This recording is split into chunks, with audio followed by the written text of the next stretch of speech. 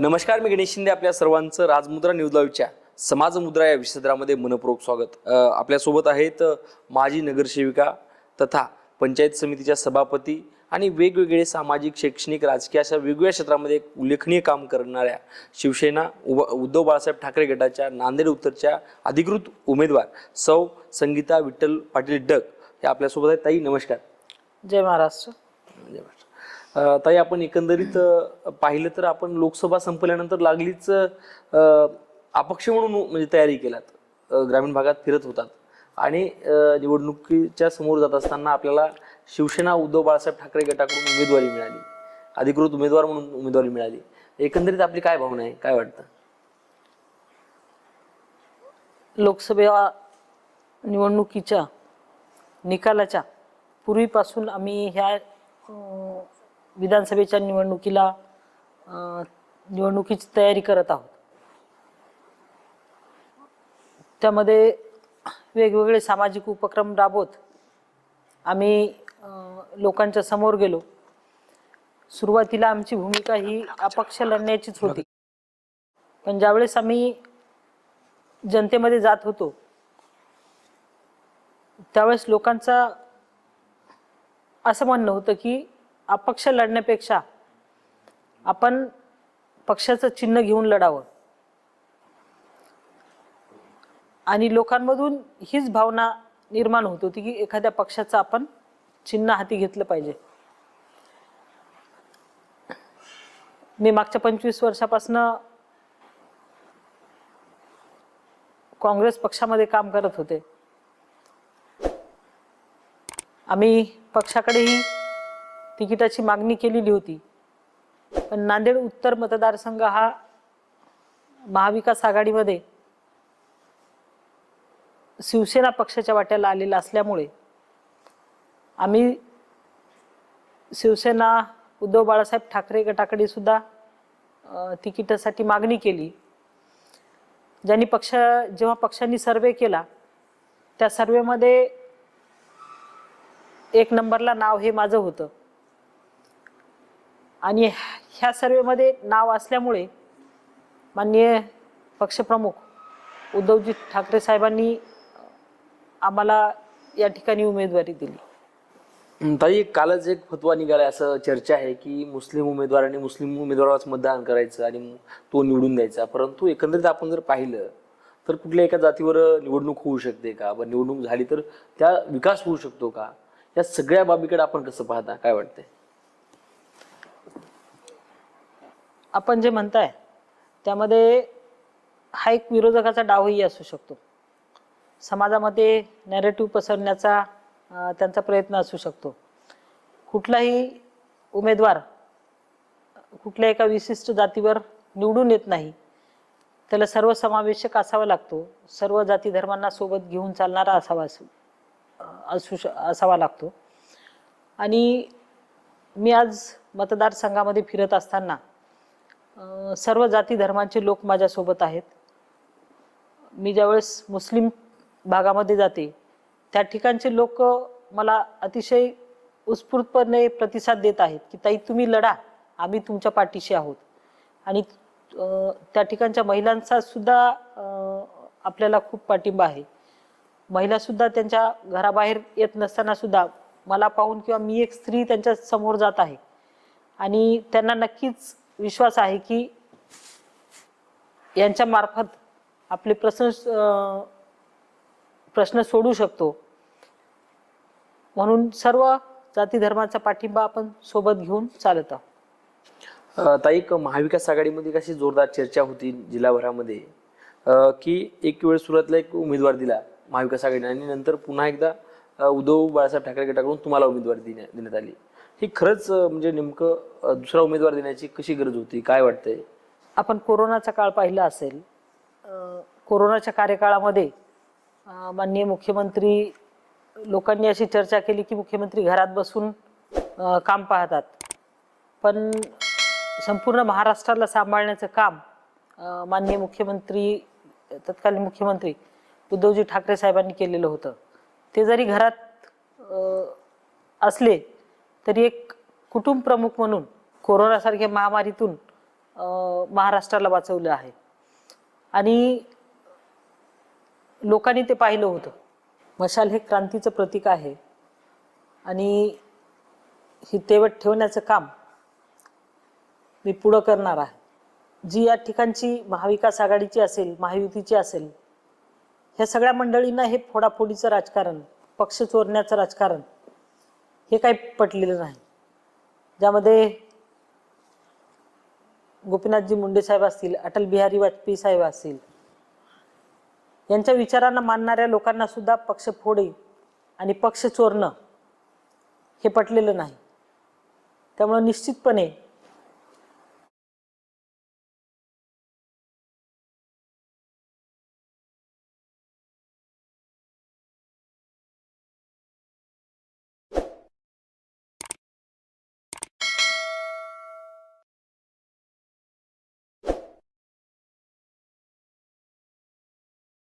महाराष्ट्र हा सुसंस्कृत महाराष्ट्र म्हणून ओळखला जातो.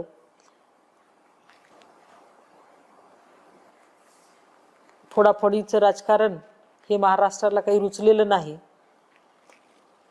आणि येणाऱ्या कार्यकाळामध्ये या गद्दाराला धडा शिकवण्यासाठी माननीय पक्षप्रमुख उद्धवजी ठाकरे साहेबांनी माझ्या हातामध्ये जी मशाल दिलेली आहे, माननीय पक्षप्रमुख उद्धवजी ठाकरे साहेबांनी नांदेड करारवर आणि माझ्यावर जो विश्वास दाखवला त्याबद्दल आदरणीय उद्धवजी ठाकरे साहेबांची मी आपल्या माध्यमातून आभार मानते आणि त्यांच्या विश्वासाला कुठेही तडा जाणार नाही याची मी पूर्ण ग्वाही देते.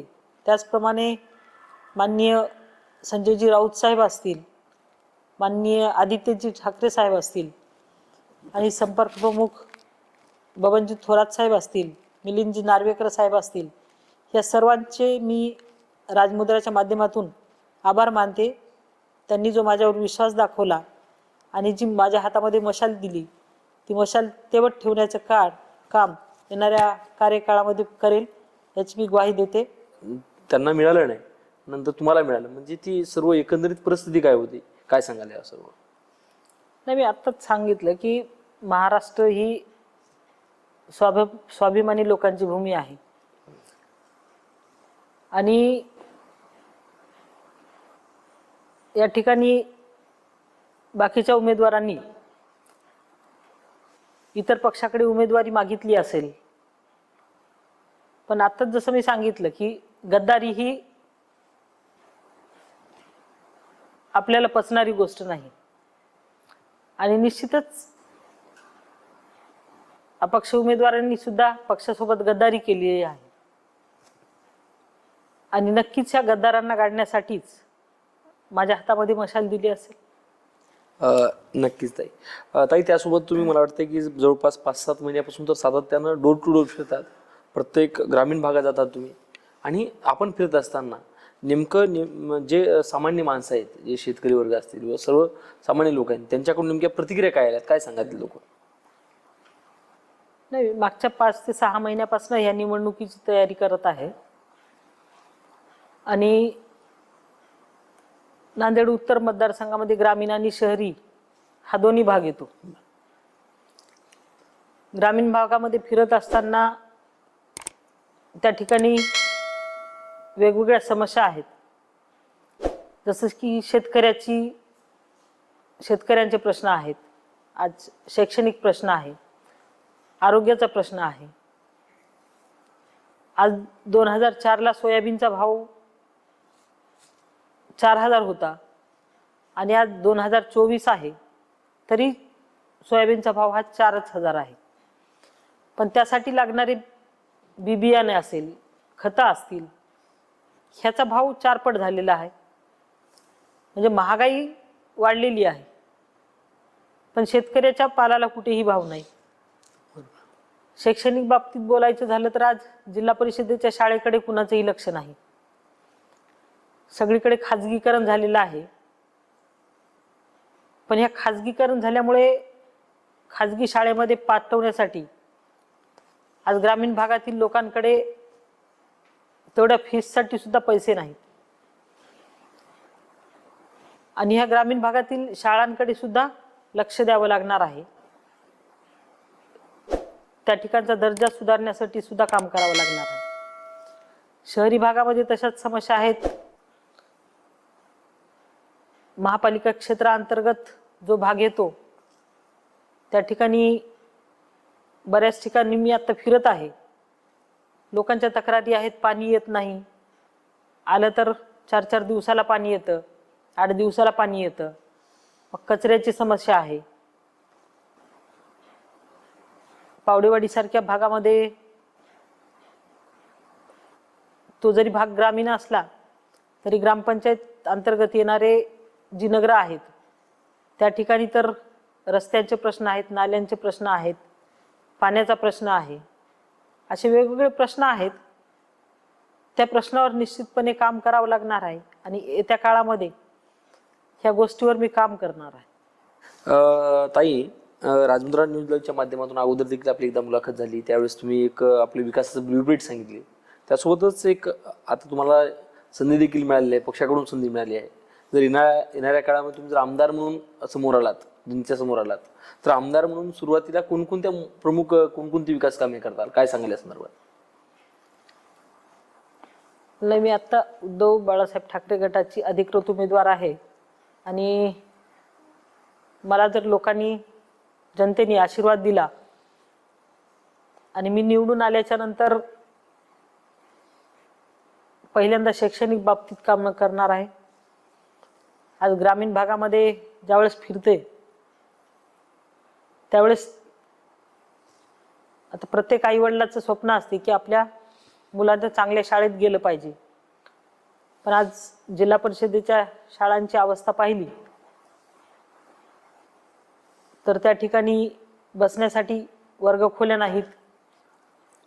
वर्गखोल्या असतील तर बाकी भौगोलिक त्या ठिकाणी सुविधा नाहीत. पण त्याही परिस्थितीमध्ये ग्रामीण भागातील आपली लेकरं त्या ठिकाणी जातात आणि विद्यार्जनाचं काम करतात. तर पहिल्यांदा निवडून आल्याच्या नंतर ज्या काही मतदारसंघातील शाळा असतील त्या प्रत्येक शाळेला चांगल्या सुविधा देण्याचं काम मी करेन. त्याचप्रमाणे आरोग्यविषयक ज्या काही सुविधा आहेत, नांदेड उत्तर मतदारसंघामध्ये शासकीय दवाखाना नाही.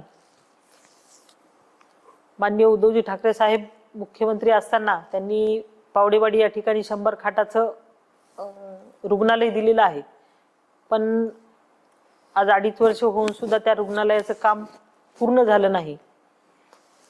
मग मतदारसंघातील लोकांना आरोग्य सुविधा घेण्यासाठी विष्णुपुरी या ठिकाणी जावं लागतं किंवा मग खाजगी दवाखान्यामध्ये जावं लागतं आणि त्यासाठी लागणारा भुर्दंड जो पैसा आहे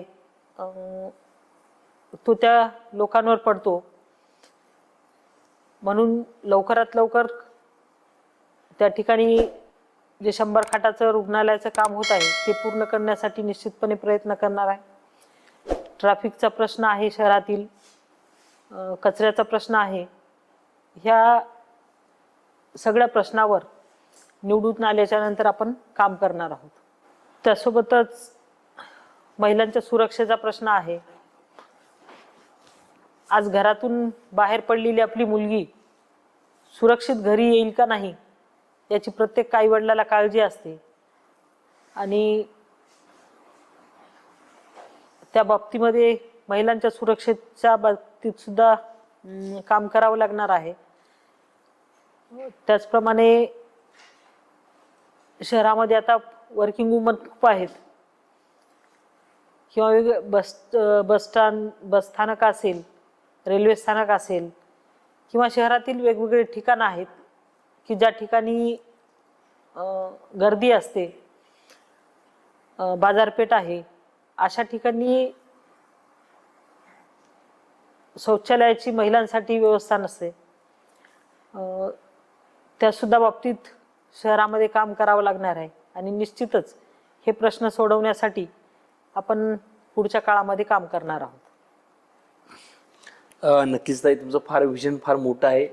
आणि तुम्हाला शुभेच्छा देखील. त्यासोबतच ताई, उद्धव बाळासाहेब ठाकरे साहेबांची 9 तारखेलाच नुकतीच नांदेडला दौरा होता. दौऱ्याच्या निमित्तानं सर्व पदाधिकाऱ्याची बैठक झाली आणि या बैठकीनंतर सर्वच शिवसैनिक हे एक जोमानं कामाला लागल्याचं दिसून येत आहे. एकंदरीत बैठकीत काय झालं नेमकं, ठाकरे साहेबांनी पदाधिकाऱ्यांनी काय कानमंत्र दिला काय सांगायला या संदर्भात? माझ्या उमेदवारीच्या बाबतीमध्ये विरोधकांनी वेगवेगळा संभ्रम निर्माण करण्याचा मतदारसंघामध्ये प्रयत्न केला. आपली उमेदवारी अधिकृत नाही हे जनतेच्या समोर आणण्यात आलं. मग त्याच्यामध्ये पक्षाच्या पदाधिकाऱ्यांचं वेगवेगळे पत्र असेल, हे सगळं सोशल मीडियाच्या माध्यमातून जनतेच्या समोर आणण्यात आलं. त्यामुळे निश्चितपणे जनतेमध्ये एक संभ्रमावस्था होती की नक्की म्हणजे निश्चित हे उमेदवार आहेत का. पण 9 तारखेला पक्षप्रमुख माननीय उद्धवजी ठाकरे साहेबांची लोहा या ठिकाणी सभा झाली आणि त्या जाहीर सभेमध्ये साहेबांनी सांगितलं की नांदेड उत्तरच्या अधिकृत उमेदवार ह्या संगीता पाटीलच आहेत आणि त्यांना निवडून आणण्यासाठी प्रयत्न करायचे आहेत. त्याही नंतर कार्यकर्त्यामध्ये असाही संभ्रम होता की आम्ही कामाला लागायचं का नाही. म्हणून माननीय उद्धवजी ठाकरे साहेबांनी दुसऱ्या दिवशी कळमनुरीचा दौरा आटोपून येत असतानाच जिल्हाप्रमुख दत्ताभाऊ कोकाटे यांच्या कार्यालयाला भेट दिली आणि त्या ठिकाणी सर्व पदाधिकाऱ्यांना बोलून घेतलं आणि त्या ठिकाणी उद्धवजी ठाकरे साहेबांनी पदाधिकाऱ्यांना कानमंत्र दिला की आपल्या उत्तरच्या उमेदवार ह्या संगीता विठ्ठल पाटील ह्याच आहेत आणि मशालीला निवडून आणण्यासाठी आपण सर्व कार्यकर्त्यांनी सर्व पदाधिकाऱ्यांनी काम करायचं आहे. आणि निश्चितच साहेबांच्या कानमंत्रानंतर नांदेडमधील शिवसेना पूर्णपणे कामाला लागलेली आहे आणि प्रत्येकाने ठाम निश्चय केलेला आहे की गद्दाराला गाडून आपली मशाल तेवत ठेवायची आहे आणि संगीताताईला निवडून आणायचं आहे. नक्कीच ताई, या अगोदर शिवसेना उपनेते नितीन बानगुडे साहेबांची या ठिकाणी सभा झाली. याबरोबरच अजून कोणकोणत्या नेत्यांच्या तुमच्यासाठी सभा होणार आहेत काय सांगाल या संदर्भात? आपल्या उमेदवारीच्या संभ्रमानंतर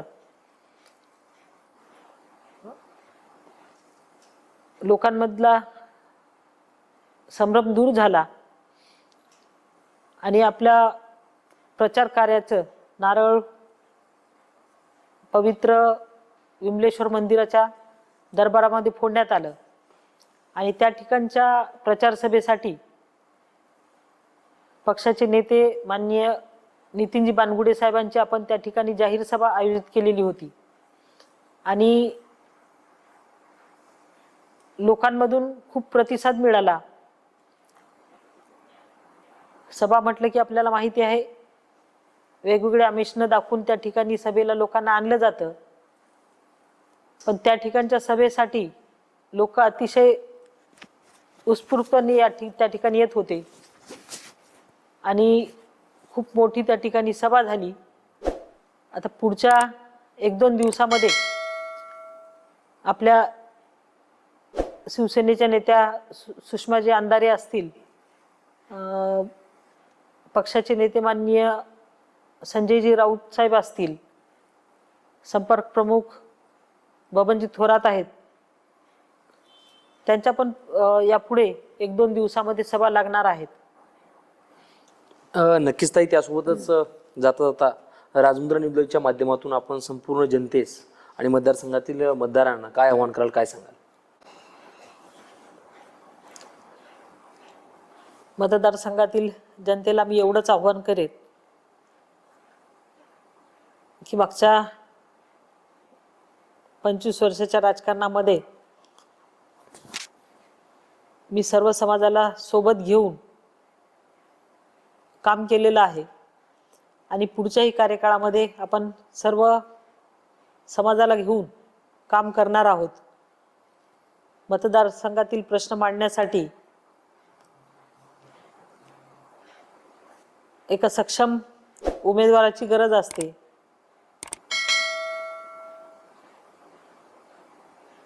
आणि सर्वांना सोबत घेऊन चालणारा उमेदवार असावा लागतो. त्या सर्व बाबी माझ्यामध्ये आहेत. मी उच्च शिक्षित आहे आणि आपले प्रश्न मांडण्यासाठी मी नक्कीच सरस ठरणार आहे. त्यामुळे सर्व जनतेला माझी विनंती राहणार आहे, पाठीमागचा आपण 5 वर्षाचा अनुभवलेला आहे.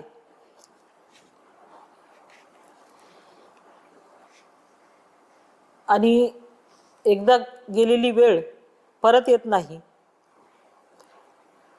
पुन्हा त्या वेळेवर आपण चर्चा करण्यापेक्षा आत्ताच आपण सद्सद्विवेक बुद्धी वापरून विचार करावा आणि येणाऱ्या कार्यकाळामध्ये म्हणजेच 20 नोव्हेंबर रोजी मशाल या चिन्हासमोरचं बटन दाबून आपण आपले प्रश्न सोडवण्यासाठी मला आशीर्वाद द्यावा, एवढी आपल्याला नम्र विनंती करते. धन्यवाद ताई. वेळातला वेळ काढून आपण राजमुद्रा न्यूज लाईव्हच्या माध्यमातून संवाद साधला त्याबद्दल आपले मनापासून पुन्हा एकदा खूप खूप धन्यवाद.